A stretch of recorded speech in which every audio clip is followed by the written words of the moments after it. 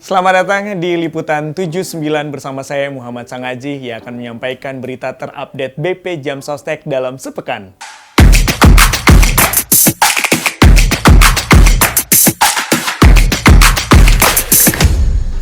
Berita pertama kita mengenai bantuan subsidi upah BP Jam Sostek. Sepekan setelah penyerahan data gelombang kedua, BPJS Ketenagakerjaan atau BP Jam Sostek kembali menyerahkan data calon penerima bantuan subsidi upah gelombang ketiga kepada Kementerian Ketenagakerjaan Republik Indonesia Selasa 8 September 2020 sebanyak 3,5 juta data nomor rekening peserta BP Jam Sostek.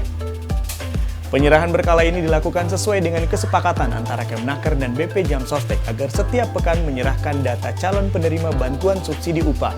Ditargetkan seluruh data rampung diserahkan pada akhir September 2020 dengan total 15,7 juta data nomor rekening pekerja. Menurut Agus, setelah dilakukan proses validasi berlapis ini, pihak BP Jam Sostek berhasil menyaring sebanyak 1,6 juta data peserta yang tidak memenuhi kriteria yang tertuang dalam Permenaker 14 tahun 2020. Dirinya menambahkan data yang tidak memenuhi kriteria ini bukan berarti tidak terpakai, tapi bisa sekaligus digunakan sebagai pengkinian data peserta BP Jam Sostek. Dalam kesempatan yang sama, Menteri Ketenagakerjaan Republik Indonesia Ida Fauzia menyampaikan, perkembangan pencairan dana bantuan subsidi upah gelombang pertama telah ditunaikan sebanyak 2,3 juta pekerja, sementara gelombang kedua telah disampaikan kepada 1,3 juta pekerja. Berita kedua kita mengenai relaksasi iuran BP Jam Sostek. Presiden Joko Widodo telah menerbitkan peraturan pemerintah nomor 49 tahun 2020 tentang penyesuaian iuran program jaminan sosial ketenagakerjaan selama bencana non-alam penyebaran COVID-19. Peraturan ini bertujuan untuk memberikan perlindungan kepada peserta, kelangsungan usaha, dan kesinambungan penyelenggaraan program jaminan sosial ketenagakerjaan. Melemahnya perekonomian dan terjadinya penurunan produktivitas akibat COVID-19 tentunya berdampak terhadap pekerja dan pemberi kerja. Menurut Menaker Ida Fauzia, survei telah mencatat 39,4% usaha terhenti dan 57,1% usaha mengalami penurunan produksi. Fenomena yang dialami pekerja dan pemberi kerja ini akan mempengaruhi kepatuhan dalam pemenuhan kewajiban, yakni iuran program jaminan sosial ketenagakerjaan. Dalam kondisi tersebut, pemerintah perlu hadir dengan langkah cepat dan tepat agar kehidupan sosial dan ekonomi segera pulih dan berjalan dengan normal.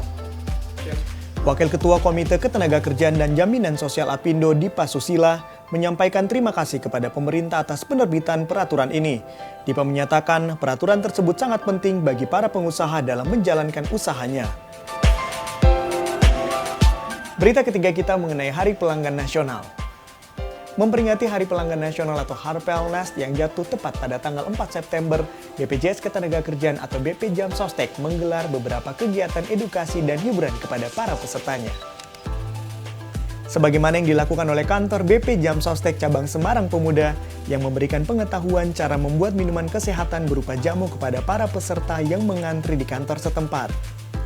Tenaga kesehatan yang juga bertugas di kantor tersebut, Dr. Dona secara langsung mendemokan cara membuat jamu dari bahan empon-empon kepada peserta yang sedang mengantri. Sebelumnya, dirinya juga memberikan edukasi terkait kewaspadaan terhadap COVID-19 dalam sesi talk show yang digelar secara khusus di area pelayanan BP Jam Sostek. Para peserta yang datang dalam kegiatan ini juga dipersilakan mencicipi minuman kesehatan yang dibuat sembari menunggu giliran dipanggil customer service. Kepala Kantor BP Jam Sostek Cabang Semarang Pemuda, Teguh Wiono mengatakan, kegiatan ini adalah salah satu rangkaian Harpelnas 2020 yang digelar pihaknya dari tanggal 4 sampai dengan 7 September 2020, di mana sebelumnya telah dilakukan pula bakti sosial, senam bersama, hingga bersepeda santai sembari membagikan sarapan kepada masyarakat sekitar. Demikianlah berita terupdate BP Jam Sostek dalam sepekan. Saya Muhammad Sangaji, sampai jumpa di Liputan 79 berikutnya.